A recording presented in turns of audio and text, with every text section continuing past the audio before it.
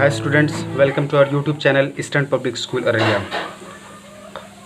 हम लोग micro organism का क्लास 8 का चैप्टर 2 है माइक्रो ऑर्गेनिज्म बायोलॉजी में। माइक्रो ऑर्गेनिज्म का हम लोग लगभग टॉपिक पढ़ चुके थे, बैक्टीरिया पढ़ चुके थे, प्रोटोजोआ पढ़ चुके हैं, फंगी वगैरह पढ़ चुके हैं ना। तो ये सब का उसका टाइप्स वगैरह पढ़ चुके थे। अब हम लोग सबसे लास्ट इसका जो आता है वो टॉपिक हम लोग पढ़ेंगे वायरस, है ना। वायरसेस जो होता है इसको एक तरह से कहेंगे कि आप इतना छोटा होता है कि यानी जितना भी आज तक हम लोग सेल को जाने हैं, है ना, नॉन सेल जितना भी उससे काफ़ी छोटा होता है वायरस है। इसलिए इसे देखने के लिए लाइट माइक्रोस्कोप से भी ये देखा नहीं जाता। लाइट माइक्रोस्कोप से हालांकि ये देखा चला है, लेकिन इसे देखने के लिए मैग्नीफाइड माइक्रोस्कोप चाहिए। जैसे कि मैग्नीफाइड माइक्रोस्कोप में आपको इलेक्ट्रॉन माइक्रोस्कोप आता है। इलेक्ट्रॉन माइक्रोस्कोप से ही हम इसे देख पाएंगे, है ना। तो इलेक्ट्रॉन माइक्रोस्कोप में मतलब मैग्नीफिकेशन इतना पार होती है कि किसी भी ऑब्जेक्ट, कोई भी ऑब्जेक्ट है मान ले आपका, उस ऑब्जेक्ट को 2 लाख गुना ज़्यादा करके देखा जा सकता है। कितना? 2 लाख गुना ज़्यादा, है ना। कितना ज़्यादा करके हम टाइम्स को देख सकते हैं, तो उसमें वायरस दिख जाता है, ठीक है। इसका और दूसरी एक चीज़ की ये सेलुलर स्ट्रक्चर इसका नहीं होता है। जैसे सेल के, जैसे नॉर्मली आप सेल के बारे में जानते हो तो सेल में सेल ऑर्गेन्स होते हैं, सेल मेम्ब्रेन, सेल वॉल वगैरह, वो तो खैर सेल वॉल इसमें आता है। सेल में जो भी तो सेल के ऑर्गेन्स बहुत सारा नज़र आता है, वो सारी चीज़ बिल्कुल भी इसमें आपको नज़र नहीं आएगी। तो इतना छोटा होता है, तो इसमें सेलुलर स्ट्रक्चर नहीं कह सकते। ये एक तरह से वायरस को ए सेल्यूलर भी कह सकते हैं, मतलब सेलुलर स्ट्रक्चर नहीं होता, ए सेल्यूलर होता है, ठीक है। लेकिन यह है कि दूसरे माइक्रो ऑर्गेनिज्म की तरह जो सेल जैसा होता है उस तरह का स्ट्रक्चर नहीं होता है, ठीक है। और ये रिप्रोड्यूस भी खुद से नहीं करते हैं। क्यों? क्योंकि पास ये तो एक्चुअली ये तो लिविंग है ही नहीं, है ना।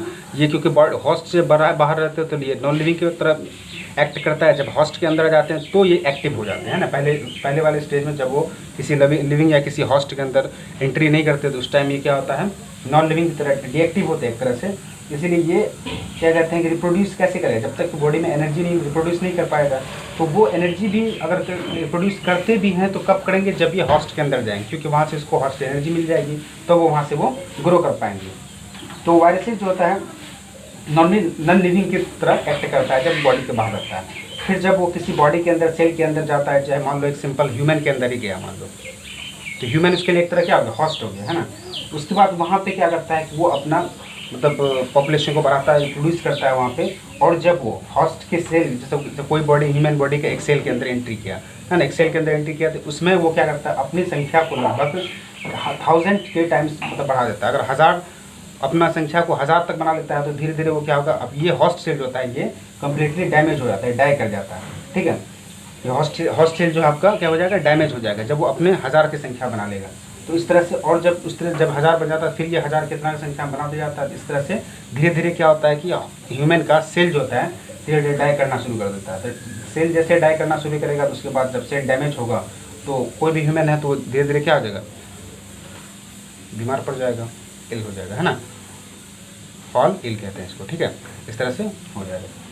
तो इस तरह से मतलब इन्फेक्ट करता है। और ये इस तरह से जब क्या बहुत ज़्यादा अपने प्रोडक्शन बढ़ा देगा, अपनी जनसंख्या को बहुत ज़्यादा बढ़ा देगा, एक ह्यूमन बॉडी के अंदर बहुत सारे सेल को डैमेज कर देगा, तो धीरे धीरे जब फॉल इन हो जाएगा तो फिर क्या हो जाएगा, इंसान डाई भी कर जाता है। क्योंकि इन्फेक्शन, इससे वायरल इन्फेक्शन से ज़्यादातर केसेस ऐसा देखा गया है कि वो मतलब इंसान मर भी जाता है, क्योंकि बहुत खतरनाक डिजीज से होता है।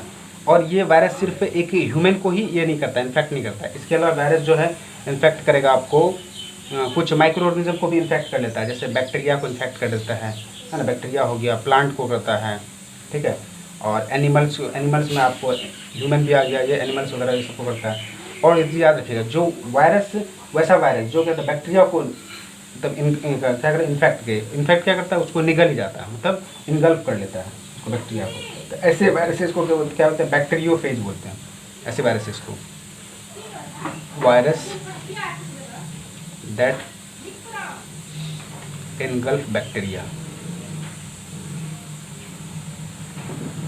नॉन एज लिख लीजिएगा, बैक्टीरियोफेज बोलते हैं। ये टर्म है, याद रखिएगा, बैक्टीरियोफेज होता है, ठीक है।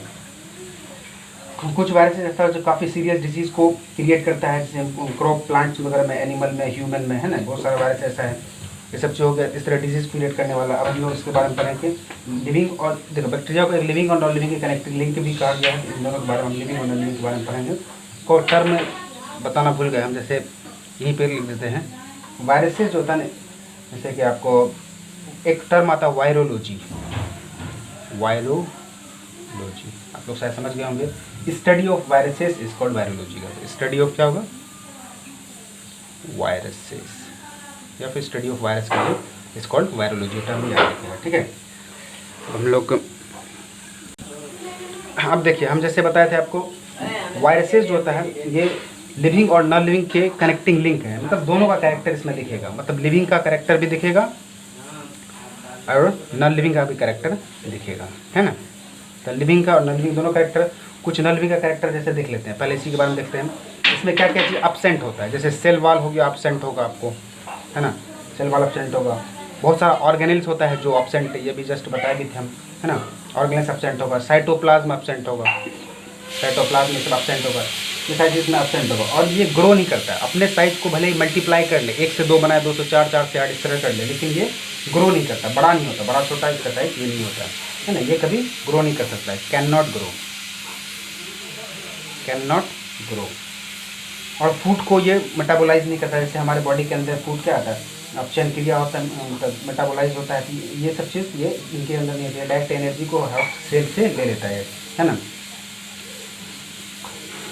अगर मेटाबोलाइज करता भी है तो वो मतलब लिविंग और हॉस्ट के अंदर जब रहेगा तब। ये फ्रीली एनवायरनमेंट में बिल्कुल भी नहीं करेगा, ठीक है। इसके बाद एनर्जी नहीं है, दूसरा चीज़। और ये मल्टीप्लाई भी नहीं करेगा जब भी आउटसाइड द हॉस्ट होगा, यानी लिविंग इन्वायरमेंट, नॉर्मल इन्वायरमेंट में रहेगा तो ये अपने साइज को भी मतलब अपने इसके अपने कॉपीज़ भी तैयार नहीं कर पाएगा। और ये रिस्पायरेशन भी नहीं करता है ना। डू नॉट रिस्पायर, एक्सपायर भी नहीं करेगा। और बाहर में जो इन्वायरमेंट में जो पाया जाता है, बहुत इंपॉर्टेंट चीज़ बता रहे हैं आपको, ये क्रिस्टल के फॉर्म में पाया जाता है। जैसे चीनी देखते हैं क्रिस्टल के फॉर्म में, उसी तरह क्रिस्टल फॉर्म होता है। और ये क्रिस्टल फॉर्म काफ़ी लंबे समय तक भी मतलब रह जाता है नॉन लिविंग, जब ये नॉन लिविंग रहता है, जब इन्वायरमेंट फ्री नहीं रहता है ना।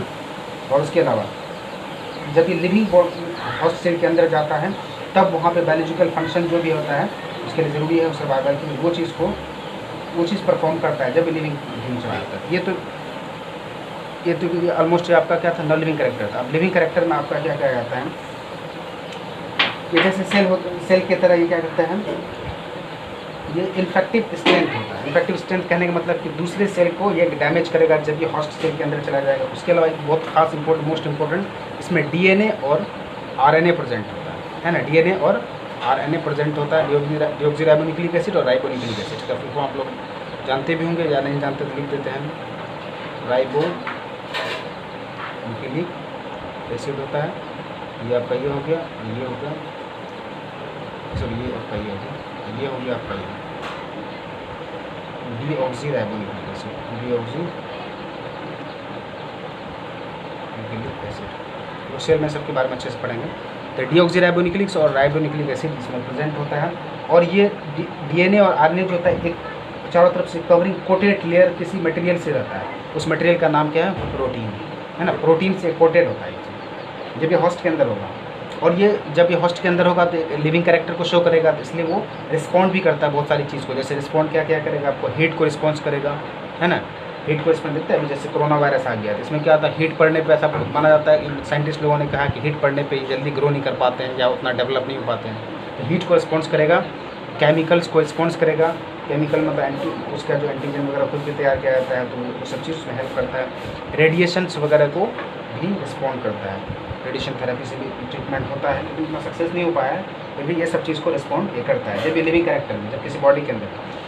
और जब ये लिविंग कैरेक्टर में रहेगा तो ये ट्रांसमिट करेगा डिजीज़ किससे, जो हॉस्ट सेल जिस इंसान के अंदर इन्फेक्ट कर चुका होता है वो किसी हेल्दी पर्सन में, मतलब डिजीज़ हॉस्ट जो डिजीज़ ऑलरेडी जो इन्फेक्टेड है, इन्फेक्टेड पर्सन से हेल्दी पर्सन में डिजीज़ को ट्रांसमिट भी करेगा, है ना। और ये क्या करेगा, प्रोड्यूस करके अपने कॉपीज़ भी तैयार करेगा, है ना। बार बार मतलब बहुत फास्ट में अपनी कॉपीज़ को तैयार करता है। एक घंटे में आधे घंटे के टाइम में 1000 कॉपीज़ तैयार कर लेता है। इस तरह से अपने जैसे कॉपीज़ को प्रोड्यूस करके कॉपीज़ को तैयार कर लेता है ना। कॉपीज़ को तैयार करेगा। और ये इरिटेबिलिटी को भी शो करता है, जो लिविंग कैरेक्टर का बहुत इंपॉर्टेंट रोल है। तो रिप्रोडक्शन केस में क्या होता है कि इंपॉर्टेंट कैरेक्टरिस्टिक क्या है, रिप्रोडक्शन भी एक तरह का इंपॉर्टेंट कैरेक्टरिस्टिक है जिसके लाइफ को शो करने का, लिविंग थिंग को शो करने का, है ना। साइंटिस्ट लोग भी कहते हैं कि अब यहाँ पे वायरस जो है तुम्हारा कि इसका लिंक बिटवीन किसके लिविंग और नॉन लिविंग के बीच का ये कनेक्टिंग लिंक है ना। तो ये जो रिप्रोड्यूस करेगा तो सिर्फ किस केस में करेगा, जब वो लिविंग कैरेक्टर में आएगा, जब वो किसी हॉस्ट के अंदर प्रेजेंट रहेगा तभी वो रिप्रोडक्शन शो करेगा, या फिर खुद से अपने से अगर कहीं बाहर में अकेले जैसे क्रिस्टल फॉर्म में है तो इस तरह के फॉर्म में कभी वो प्रोडक्शन मतलब शो नहीं करेगा, है ना। अब इसका कुछ हम लोग आगे देखते हैं। अब देखते हैं हम लोग इफ़ेक्ट इसका देखते हैं ना, तो आगे कर लेते हैं इफ़ेक्ट क्या क्या होता है। इफ़ेक्ट में जाएंगे अगर हम तो बेनिफिशियल तो यूज़फुल इफेक्ट तो इसका होगा नहीं, क्योंकि ये हमेशा क्या करता है, नुकसान ही पहुंचाती है। ये हार्मफुल इफेक्ट होगा, जो भी इफेक्ट होगा इसका हार्मफुल ही होगा, ठीक है। हार्मफुल इफेक्ट में क्या देखेंगे इसका, जैसे कुछ देर पहले मैं जस्ट बताया था कि बहुत टाइप का डिजीज़ क्रिएट करता है, प्लांट डिजीज़ करता है, एनिमल डिजीज़ करता है, ह्यूमन में भी बहुत सारा डिजीज़ क्रिएट करता है ना। जैसे एक नॉर्मल चला हुआ पोलियो का दवाई पिलाया था छोटे बच्चों की। एक्चुअली पोलियो का पूरा नाम एक्चुअली क्या है, पोलियो माइलिटीस होता है, क्या होता है, पोलियो माइलिटीस, है ना। इसी को शॉर्ट नेम क्या आता है, पोलियो, मतलब पोलियो बीमारी का नाम है। तो पोलियोमाइलिटिस एक वायरस का नाम है, जो पोलियोमाइलिटिस वायरस इन्फेक्ट करता है पोलियो। इसकी वजह से क्या हो जाता है कि इंसान का लिम्ब होगा, लिम्ब क्या होता है, पैर हाथ को लिम्स कहते हैं। हाथ दोनों हैंड को बोलेंगे अपर लिम्ब और नीचे वाले को बोलेंगे लोअर लिम्ब। तो ये लिम्ब को क्या करता है ना, अपर लिम्ब होता है, हैंड लिम्ब भी कहते हैं। ये लिम्ब को क्या करता है, इन्फेक्ट करता है, जिससे पैरालाइटिक कंडीशन आ जाता है, पैरालाइटिक जो पैरालाइज्ड हो जाता है, जिससे क्या होता है कि इंसान मूवमेंट करने का सक्षम नहीं होता, नॉट एबल टू मतलब मूवमेंट, मतलब एक जगह दूसरी जगह चलना फिरना वॉकिंग वगैरह सब चीज़ खत्म हो जाता है, क्योंकि उसका लिम्ब वर्क करना बंद कर देता है। ये पोलियोमाइलिटिस वायरस की वजह से होता है। उसके बाद एक और इम्पोर्टेंट डिजीज़ है जैसे मिजलेस, है ना। मिजलेस वायरस से क्या होता है, मिजल्स होता है, ये पूरे बॉडी में भी हो जाता है, रैशेस टाइप का स्ट्रक्चर हो जाता है। उसके बाद एक बहुत इंपॉर्टेंट जो HIV सुने होगा, ह्यूमन इम्यूनो वायरस से, इससे कौन सी बीमारी हो जाती है, एड्स, है ना। ये वायरस से क्या होता है, AIDS, acquire immuno deficiency syndrome. इसका फुल फॉर्म क्या होता है, एक्वायर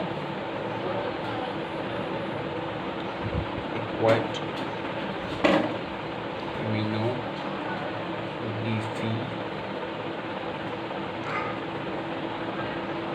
सिंड्रोम, डिफिशियंसी सिंड्रोम। और इसका फुल होता है ह्यूमन इम्यूनो वायरस। इसी की वजह से ये क्या होता है, एड्स होता है। ये बहुत खतरनाक डिजीज़ है, इंसान की जानलेवा बीमारी एक तरह का। और एक फूट और माउथ में होता है, पैर में और माउथ डिजीज़ होता है, इसको FMDV भी कहते हैं। क्या बोलते हैं, FMDV, ये मतलब वायरस का नाम है, FMDV वायरस का नाम, जो फूट और माउथ डिजीज़ को क्रिएट करता है। उसके अलावा प्लांट डिजीज़ में आपको जैसे बताते हैं, मोस्ट इंपॉर्टेंट प्लांट डिजीज़ में आप सुने होंगे कि खैनी नहीं खाओ, ये नहीं खाओ, उसमें क्या कैंसर हो जाता है। एक्चुअली क्या है कि वहाँ पर वायरल भी इन्फेक्शन है, टोबैको मोज़ाइक वायरस होता है। टोबैको मोज़ाइक वायरस क्या करता है, इन्फेक्ट कर देता है टोबैको प्लांट होता है, जो टोबैको वाला जो खैनी वैनी जो बनता है, बीड़ी जो बनता है, ये सब बनता है ना, तो टोबैको का प्लांट, उसी टोबैको प्लांट में जो इन्फेक्ट करता है टोबैको मोज़ाइक वायरस, है ना, टोबैको मोज़ाइक वायरस, है ना। इसको शॉर्ट नेम में TMV भी कहते हैं, है ना, TMV वायरस इन्फेक्ट करता है। इस तरह से अब कुछ एक दो चीज़ शुरू में बताना था हम लोगों को, जैसे कि वायरसेस का साइज़ जो होता है, रेंज जो था इसका कितना होता है। नॉर्मली साइज़ में अगर जाएंगे तो आपको इस साइड में बताते हैं, इसकी साइज़ जो होती है आपको वेरी करता है कितना से कितना तक। बहुत छोटा होता है इसकी साइज़, आपको 0.015 से लेकर के 0.2 माइक्रोन तक जाता है ना, इतना माइक्रोन तक जाता है। ये नॉर्मली क्या होता है, पैरासाइटिक नेचर का होता है, क्योंकि ये न्यूट्रेंट हमेशा बॉडी के मतलब हॉस्ट से न्यूट्रेंट लेता है। जो भी हमेशा हॉस्ट से ले और उसको इन्फेक्ट भी करे, वो उसको क्या पैरासाइटिक नेचर हो जाता है। ये वायरस हमेशा क्या होता है, पैरासाइट से होता है या पैरासाइटिक नेचर का ही होगा, ठीक है। तो अलग अलग इसका शेप भी होता है, स्फेरिकल शेप होता है। इसका शेप में अगर जाएंगे तो शेप में स्फेरिकल होता है, स्फेरिकल, रॉड शेप्ड होगा, रॉड शेप्ड होता है, पॉलीगोनल होता है, क्यूबाइडल होता है ना, सब लिख लीजिएगा, क्यूबाइडल वगैरह ये सब शेप होता है। और वायरसेस जो होता है इन्फेक्ट करता है साइनोबैक्टीरिया को भी, है ना। साइनोबैक्टीरिया को इन्फेक्ट करता है उसको साइनोफेज भी कहते हैं। अभी जैसे बताया था बैक्टीरिया इन्फेक्ट करेगा तो बैक्टीरियोफेज कहेंगे। अब साइनोबैक्टीरिया जिसको ब्लू ग्रीन एल्गी के नाम से जानते हैं तो उसको साइनोफेज बैक्टीरिया साइनोफेज वायरस कहेंगे, है ना। एक माइक्रोफेज वायरस होता है, जो माइक्रोफेज वायरस होगा तो क्या मतलब होगा आप लोग बताइए सोच के, किसको इन्फेक्ट करेगा जिसका नाम, जो बैक्टीरिया का नाम माइक्रोफेज होता है। तो विशेष बात है फंगी को, क्योंकि स्टडी ऑफ फंगी क्या होता है, माइकोलॉजी होता है।